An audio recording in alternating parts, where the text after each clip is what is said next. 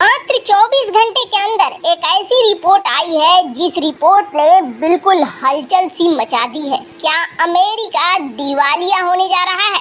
क्या अमेरिका एक बड़े आर्थिक संकट में फंस चुका है? 31 ट्रिलियन डॉलर का कर्जा, और भारत ने भी इसमें कर्जा दिया है। आपको एक बार को यकीन नहीं होगा, कानों को सुनकर सचमुच लगेगा कि अमेरिका में ऐसी तबाही नहीं आ सकती है, लेकिन सबूत के साथ देखेंगे कि किस तरीके से अमेरिका अब डूब रहा है। और इसमें एक आर्थिक संकट जो अब निकल कर सामने आ रहा है, और ऐसा नहीं है कि ये आर्थिक संकट एक दिन, 2 दिन या लिज ट्रूस के 8-10 दिन से हुआ। लिज ट्रूस ने तो बस यही किया कि उसे और खराब कर दिया, पर ये जो स्थिति पहुंची है, ये स्थिति बहुत पहले से शुरू हो चुकी थी पहुंचने की, और इसके पीछे कहीं न कहीं एक बड़ा कारण है रूस और अमेरिका की नीतियों पर यूके का चलना। खैर, जहां एक तरफ ये सब कुछ हो रहा था, तो ये सोचा जा रहा था कि अमेरिका ने यूएसएसआर को तोड़ दिया,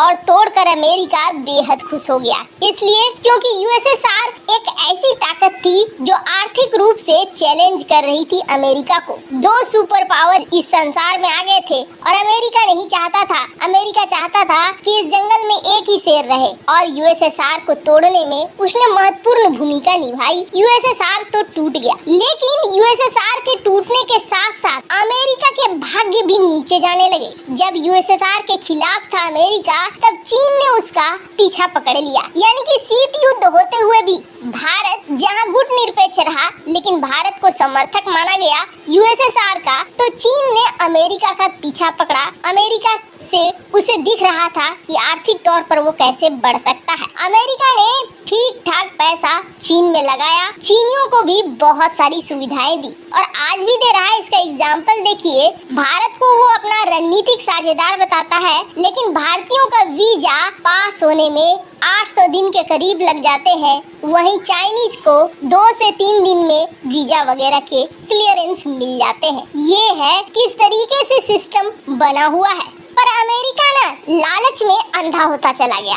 अमेरिका ने इराक के युद्ध में योगदान देना शुरू कर दिया, सीरिया के युद्ध में योगदान देना शुरू कर दिया। उसकी मजबूरी भी बन गई कि वो अपने आप को दुनिया में टॉप लेवल का बना कर रखे, और इसके लिए अलग अलग जितने जगह थे वहाँ इसने पैसे लगाने शुरू कर दिए। अफगानिस्तान में इसने पैसे लगाने शुरू कर दिए सोवियत संघ को भगाने के लिए, और सोवियत संघ को भगाने के लिए अफगानिस्तान में जब पैसे लगे तो ओसामा बिन लादेन जैसे तत्व खड़े हुए, जो बाद में अमेरिका के लिए ही समस्या बन गए। माल पाकिस्तान खाता चला गया और अमेरिका देता चला गया। अब तक ऐसा लग रहा था कि सुपर पावर अमेरिका है और अमेरिका के पास खजाना भरा हुआ है। अब इसका हमने देखा, अभी भी यूक्रेन युद्ध जो चल रहा है, इस यूक्रेन युद्ध में लगातार अमेरिका फंडिंग पे फंडिंग करता जा रहा है, पैसे पे पैसे लगाता जा रहा है। क्यों?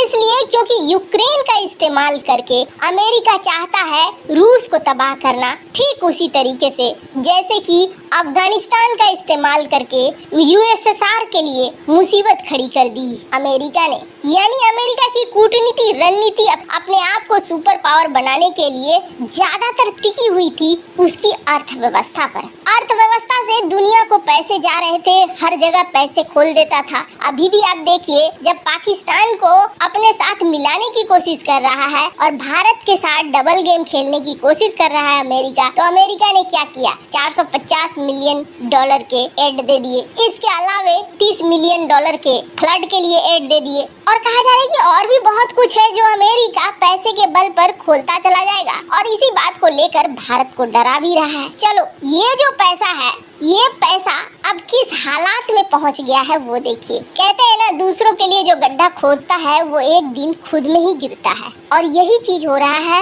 अमेरिका के साथ। हमने देखा यूके की खबर को कानों को यकीन नहीं हुआ, लेकिन अब बारी आ गई है अमेरिका, और अमेरिका के बारे में 24 घंटे के अंदर एक ऐसी खबर निकल कर आई है जिस खबर ने यूरोपीय देशों के साथ साथ खुद अमेरिकन लोगों को सोचने पर मजबूर कर दिया है कि उसका देश किस तरफ जा रहा है। अमेरिका की चूंकि अर्थव्यवस्था काफी अच्छी रही थी, जिसकी वजह से अमेरिका में बहुत सारे टैक्स रिलीफ, स्टूडेंट्स को पढ़ने के लिए रिलीफ, ये सब भी दिया जाता है। और अमेरिकन सरकार अपनी जनता पर बहुत ज्यादा खर्च भी करती है। अब जरा सोचिए, बहुत ज्यादा खर्च करती है अपनी जनता पर भी, लाइफ स्टाइल पर भी, नेवी पर भी, हथियारों पर भी, खोज पर भी और दुनिया के दूसरे देशों के फटे में टांग अड़ाने के लिए भी। इतना सारा पैसा, तो इन सारे पैसों के लिए कहां से आता है पैसा? उनकी अर्थव्यवस्था क्या इतना सारा कुछ मेंटेन कर लेती है? तो आपको बता दें, नहीं, उनकी अर्थव्यवस्था इस लायक भी नहीं है। कोई ऐसा कुबेर का खजाना नहीं है कि ये खर्च करते रहे, दोनों हाथों से लुटाते रहे और इनको मिलता रहे। सबसे पहले 1990 के दौर की बात करें। 1990 के दौर में अमेरिका ने $2.7 ट्रिलियन का कर्जा लिया था दुनिया भर के देशों से। आपको बता दें, अमेरिका भी बॉन्ड जारी करता है और दुनिया भर के देश चूंकि देखते हैं कि हाँ, अमेरिका एक स्टेबल देश है, आगे बढ़ रहा है, तो इसमें पैसे लगाएंगे तो हमें रिटर्न अच्छा मिलेगा, तो इन बॉन्ड्स को दुनिया भर के देश खरीदते हैं। 1990 के दौर में जो कर्जा 2.7 ट्रिलियन का था, वो कर्जा 2008 में हो गया $10 ट्रिलियन का और 2021 में ये कर्जा हो गया $28 ट्रिलियन का। अब $28 ट्रिलियन एक बहुत बड़ी रकम है और ये कहानी थी 2021 की। पर अभी क्या हो रहा है? अभी एक खबर आई, स्क्रीन पर आप देख सकते हैं आर्टिकल, कि अमेरिका का कुल कर्जा बढ़कर हो चुका है $31 ट्रिलियन।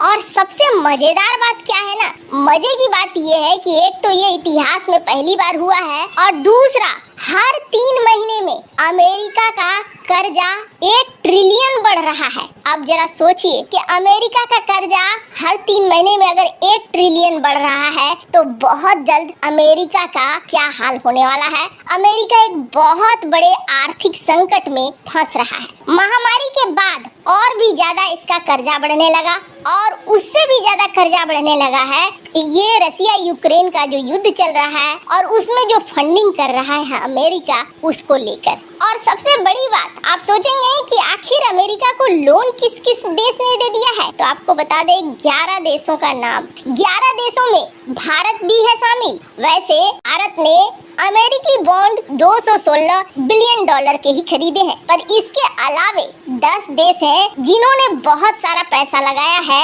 अमेरिका में और जिसमें ताइवान ने भी खरीदे हैं bond, Belgium, Brazil, Switzerland, Ireland, UK, China, Japan. China और जापान ये 2 बहुत महत्वपूर्ण हैं जिन्होंने काफी पैसे लगाए हैं अमेरिका में। यानी अमेरिका की क्या आर्थिक अवस्था सुधरेगी या तबाह होगा अमेरिका? वैसे आपको क्या लगता है? कमेंट कर जरूर बताएं। जल्द मिलते हैं अगले वीडियो में नई खबर के साथ।